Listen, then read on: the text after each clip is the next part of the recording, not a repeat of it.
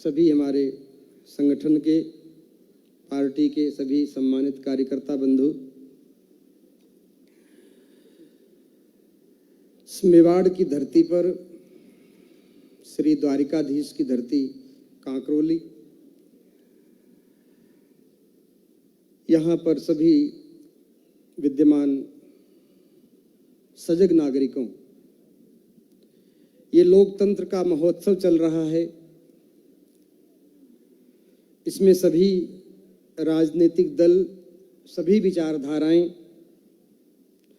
अपना अपना दृष्टिकोण रखती हैं और अपने अपने सिद्धांतों के अनुसार राष्ट्र के विकास की कल्पना भी करती हैं।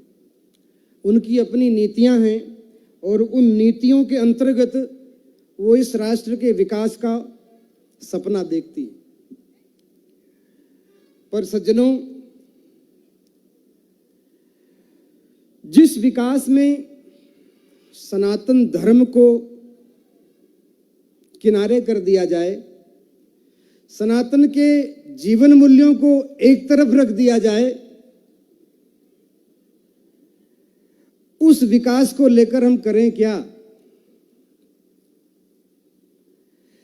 विकास सनातन धर्म की मर्यादा में रहकर परिभाषित करना पड़ेगा। विकास को सनातन धर्म की मर्यादा में रहकर विकास होगा, वो विकास होगा, और उसकी मर्यादा से अलग जाकर के जो विकास होगा वो विनाश होगा, विकास नहीं है। विश्व मानव के पास मानव जाति को अगर अधिक समय तक इस पृथ्वी पर जीवित रखना है तो सनातन धर्म की शरण में आना ही होगा। चाहे चिड़िया उड़े आकाश, पर दाना तो है धरती के पास। आकाश में उड़ लो लेकिन भूखे मर जाओगे। दाना और पानी पृथ्वी पर है। जैसे पक्षी के लिए पृथ्वी पर दाना पानी मिलता है तभी जीवित रहता है, वैसे ही विश्व मानव सनातन धर्म को तिलांजलि दे करके, सनातन धर्म से अलग रह करके अगर अपने अस्तित्व की कल्पना करता है तो वो कोरा भ्रम है। और उस सनातन धर्म को जो लोग मिटाना चाहते हैं, जो नष्ट कर देने की बात कहते हैं, सनातन धर्म किसी व्यक्ति के द्वारा प्रतिपादित सिद्धांत नहीं है। सनातन धर्म की परंपरा भगवान नारायण से शुरू होती है।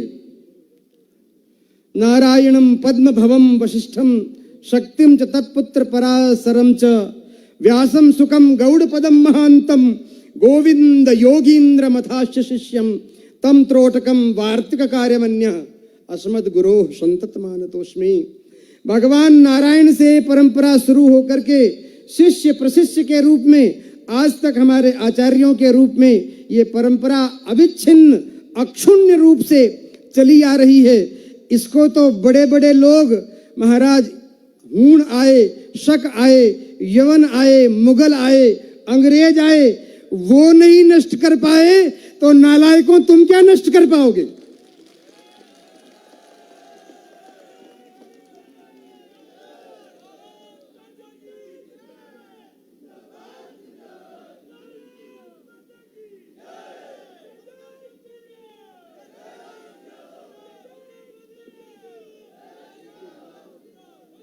कांग्रेस पार्टी के मुखिया मल्लिकार्जुन खड़गे और उनके समादरणीय सुपुत्र ने यह बात कही है। मल्लिकार्जुन खड़गे, होश में आ जाओ, तुमसे तुम्हारा बेटा ही नहीं संभल रहा है, तुम देश क्या संभालोगे?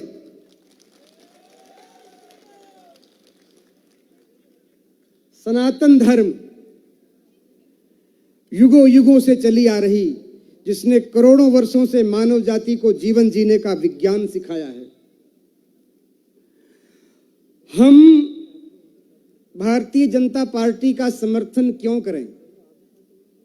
आप प्रश्न कर सकते हो मेरे से कि बाबा जी आप तो सन्यासी हो, आपको राजनीति से क्या लेना देना, और आप प्रचार करने आ गए भाजपा का। इस प्रश्न का उत्तर है कि देश में जितनी भी राजनीतिक पार्टियां अथवा दल विचारधाराएं हैं, उन सब के सिद्धांतों पर सिंहावलोकन करने से एक भी पार्टी ऐसी नहीं दिखती जो देश में सांस्कृतिक राष्ट्रवाद की स्थापना कर सके। और जब तक इस देश में सांस्कृतिक राष्ट्रवाद की स्थापना नहीं होती, तब तक सच्चे अर्थ में भारत स्वाधीन नहीं हुआ है। सांस्कृतिक राष्ट्रवाद, हमारी संस्कृति, हमारे वेद, हमारे तीर्थ, हमारी नदियां, हमारे महापुरुष, हमारी जीवन पद्धति, जब तक हमारी संस्कृति के अनुसार सुरक्षित नहीं रहती, तब तक राष्ट्र और धर्म सुरक्षित नहीं रह सकता। और जो भारतीय जनता पार्टी को छोड़ करके और जो पार्टियां हैं, उन पार्टियों के इतिहास को देखते हैं, इतिहास का ज्यादा महत्व नहीं है, पर इतना महत्व तो है। आप लोग गाड़ी चलाओ, फोर व्हीलर टू व्हीलर गाड़ी चलाओ तो वन में एक कांच लागोड़ा वे दो ही तरफ, साइड ग्लास पीछे देखने के लिए होता है। अगर वो पीछे देखने वाला कांच नहीं हो तो दुर्घटना की संभावना रहती है। इतिहास इतना ही काम करता है। जैसे आपके साइड ग्लास है ना, पीछे देखने के काम आते हैं, ऐसे ही इतिहास ये काम करता है कि इतिहास में जो गलतियां हुई हैं उनको पुनः न दोहराया जाए और उसको सुधार करके आगे बढ़ा जाए। आज गोपाष्टमी का दिन है, 1966 के गोरक्षा आंदोलन का, जब परम पूज्य धर्म सम्राट स्वामी करपात्री जी महाराज के नेतृत्व में देश के हजारों साधु सन्यासी गौ माता के प्राणों की रक्षा के लिए तत्कालीन शासन से गौ माता की रक्षा के प्राणों की भीख मांग रहे थे कि हे देश के शासनाध्यक्षों, देश की आजादी गौ माता की रक्षा के लिए लड़ी गई थी। सारे देश स्वतंत्रता संग्राम के सेनानी इसीलिए आजादी के आंदोलन में सम्मिलित हुए कि जिस दिन देश अंग्रेजों की गुलामी से मुक्त होगा, उसी दिन कलम की एक नोक से गो हत्या बंद कर दी जाएगी। लेकिन उन निहत्थे साधुओं, मेरे गुरुजी उस आंदोलन में सम्मिलित थे, उन्होंने मुझे बताया, बेटा जलियांवाला बाग की तो घटना हम इतिहास में पढ़ते हैं, मैंने अपनी आंखों से देखा है। जलियांवाला बाग से भी अगर कोई नृशंस हत्याकांड था तो 1966 की गोरक्षक आंदोलन, गो सेवकों के ऊपर जो बर्बरता पूर्वक गोलियां चलाई गई, उनको मारा गया, और वो आंदोलन जलियांवाला बाग का कांड से भी बड़ा खतरनाक था। और उस समय सरकार यही कांग्रेस की थी। धर्म सम्राट स्वामी करपात्री जी का श्राप लगा इस परिवार को। संजय गांधी मरे आकाश में, तिथि थी गोपाष्टमी। इंदिरा मरी आवास में, तिथि थी गोपाष्टमी। और राजीव गांधी मरे मद्रास में, तिथि थी गोपाष्टमी। आज भी गोपाष्टमी की तिथि है। सभी धर्म प्राण देशवासियों से इस मंच से मैं प्रार्थना करता हूं कि ऐसे गो हत्यारी पार्टी को सत्ता से उखाड़ कर फेंक दो।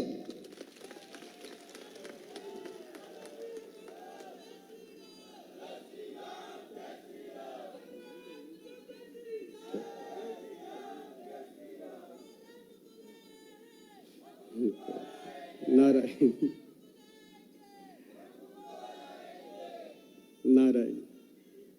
भारत माता की जय। सज्जनों, रही बात प्रदेश की, प्रदेश में जो लोग सत्ता में बैठे हैं, एक संप्रदाय विशेष की पतिव्रता स्त्री के रूप में काम कर रहे हैं। पतिव्रता स्त्री जानो नहीं आप? मेवाड़ी में बोलूं कि हिंदी में ठीक है? पतिव्रता स्त्री किने के खबर है? जा लुगाई आपने धनी ने पूछा बगैर कोई काम नहीं करे, वरना नाम है पतिव्रता।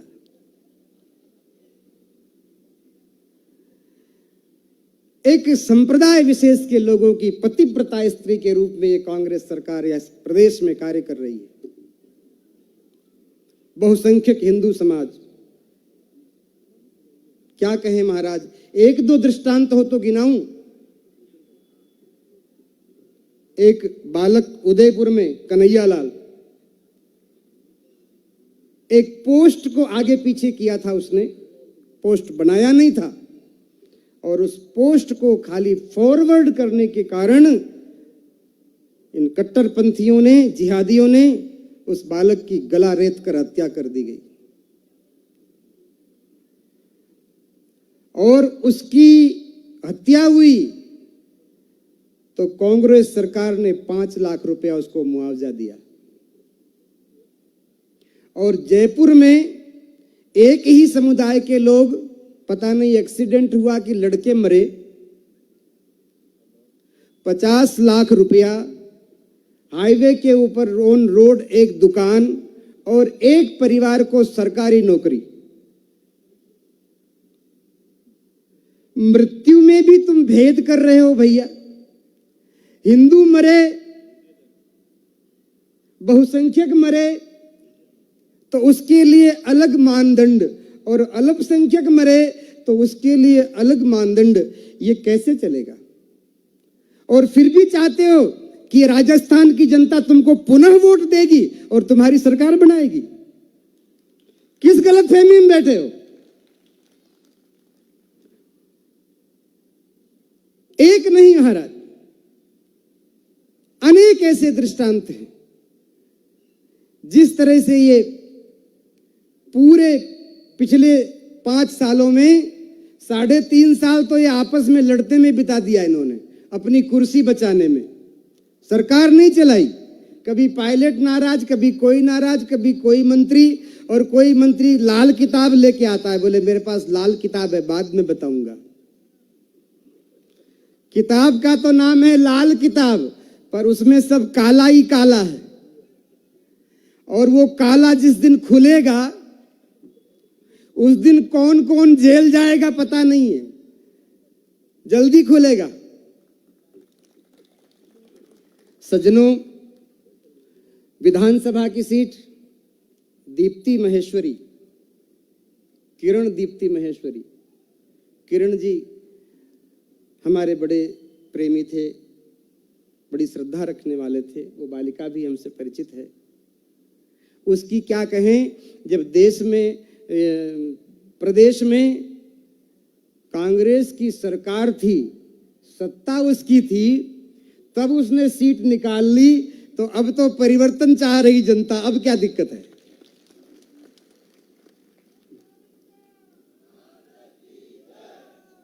और एक बात और छोटी सी कहकर के अपनी बात को विराम दूंगा। हमारे साधु समाज में हंसने की बात है, हमारे साधु समाज में जो चलने फिरने रमते राम साधु होते हैं ना, तो रुपया ज्यादा उनके पास होता नहीं, कहीं दक्षिणा वक्षिणा मिल गई तो अपना जीवन, और पास में पैसा होता नहीं, और कहीं तीर्थ यात्रा करने का मन बन जावे तो बस में नहीं जाते, रेल में जाते, और रेल में बिना टिकट बैठ लेते। उनको कोई नियम कानून ऐसा नहीं है, फिर भी उनको पता नहीं किसने बता दिया कि साधुओं के लिए रेल फ्री है, तो वो बिना टिकट बैठ जाते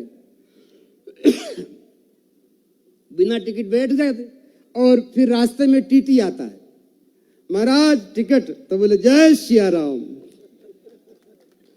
बाबूजी जय सिया राम, टिकट कह रहे हो? टिकट। बोले जय सिया राम। बोले यही टिकट है।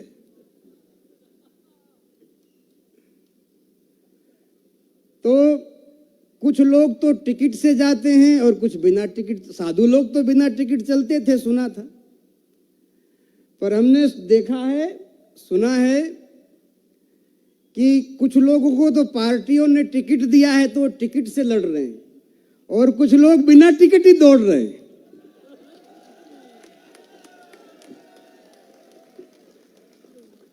बाबा बिना टिकट सालता यार, मैं हुनियों पर यार, विधायक बिना टिकट। अगर ये जीत भी जाएंगे तो कहां जाएंगे? चाहे चिड़िया उड़े आकाश, दाना तो है धरती के पास।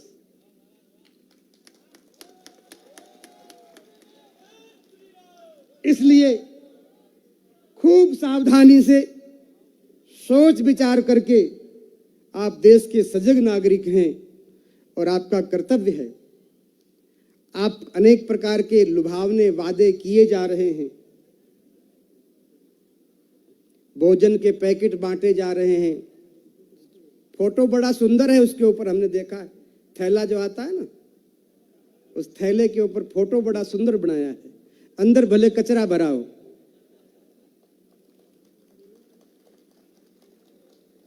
दोस्त, मैंने पूछा इसमें सामग्री कितने रुपए की है, तो किसी ने बताया कि 222 रुपए की सामग्री महाराज इसमें है। 222 रुपए की सामग्री दे करके और देश की जनता के स्वाभिमान को खरीदना चाहते हैं लोग। अरे मेवाड़ वासियों, इन 222 और 300 रुपए में क्या बिकना? अगर बिकना ही हो तो ऐसे बिको, इतनी कीमत हो जाए हमारी कि कोई खरीद ना सके, कोई खरीद ना सके। और आवे कि महाराज लो 500 रुपया ले लो, 1000 रुपया ले लो, ये ले लो, वो ले लो। अरे बोले इतने से संतोष नहीं। अगर हिम्मत है देने की तो करो हिंदू राष्ट्र की घोषणा, हम तुम्हारे साथ में खड़े। हाँ, फिर छोटे मोटे से क्या संतोष करना? 200 रुपए का अनाज का पैकेट, ये पैकेट, वो पैकेट, मोबाइल, ठीक है, बढ़िया है, मैं उन पे नहीं जाऊंगा। लेकिन अपनी कीमत इतनी ऊंची रखो महाराज कि कोई खरीद न सके। हाँ, फिर बिके तो ढंग से ही बिके, फिर छोटे मोटे में क्या बिकना। खूब सावधान। आपको 2 रुपया किलो चावल, 2 रुपया किलो गेहूं, सस्ता प्याज और सस्ता टमाटर, आलू चाहिए कि सशक्त राष्ट्र चाहिए? अगर सशक्त राष्ट्र चाहिए जिसमें देश की आंतरिक व्यवस्था, देश की सीमाएं, हमारी सभ्यता और संस्कृति सुरक्षित रहे, तो आज वर्तमान में ईमानदारी से कहना, मेरी मुंह देखी कहने की बात नहीं है, आज वर्तमान में देश को सशक्त नेतृत्व कौन सी पार्टी प्रदान कर सकती है? तो जब एकमात्र पार्टी देश को सशक्त राष्ट्र बनाने के लिए समर्थ है, उसी पर भले 2014 के बाद बहुत से अच्छे अच्छे कार्य हुए हैं। राम मंदिर का निर्माण हुआ है, धारा 370 हटी है, काशी विश्वनाथ का मामला प्रोसेस में है, कृष्ण जन्मभूमि का नंबर लगा हुआ है। ये सारे कार्य हुए हैं, होने वाले हैं, होंगे। तो भारतीय जनता पार्टी को छोड़ करके किसी और पार्टी से आप अपेक्षा कर सकते हो कि इनके शासन व्यवस्था में ये कार्य हो सकते हैं? जब नहीं हो सकते तब महाराज विचार करने की क्या जरूरत है? हमें तो ऐसा लगता, अभी हम आ रहे थे इस कार्यक्रम के लिए, गाड़ी में बात कर रहे थे अपने सहयोगियों से, हमने कहा हमारे मन में ऐसा आता है कि देश में एक ऐसा परिवेश बने, ऐसी परिस्थिति आवे जब इन सारी पार्टी वाले टिकट लेकर के हाथ जोड़ते हैं, बोले हमारी पार्टी का टिकट ले लो, हमारी पार्टी का टिकट ले लो, और इन नालायकों को कोई टिकट लेने वाला न मिले, प्रत्याशी न मिले, जिस तरह से ये राष्ट्रद्रोह के पक्ष में, सनातन धर्म के विरुद्ध में जाकर के और इस राष्ट्र का सत्यानाश करना चाहते हैं, इनको कोई प्रत्याशी नहीं, वोटर तो बात छोड़ो, प्रत्याशी नहीं मिलना चाहिए। और जो 2014 के बाद आप लोगों ने ये लहर बनाई है पूरे देश भर में, इसको ठंडी मत होने देना। अभी कम से कम 20 वर्ष तक इस लहर की आवश्यकता है, कम से कम 20 साल और लगेंगे राष्ट्र को सही पटरी पर लाने में। इतना बड़ा खड्डा जो खोदा है ना इन लोगों ने, उस खड्डे को भरने में समय लगेगा।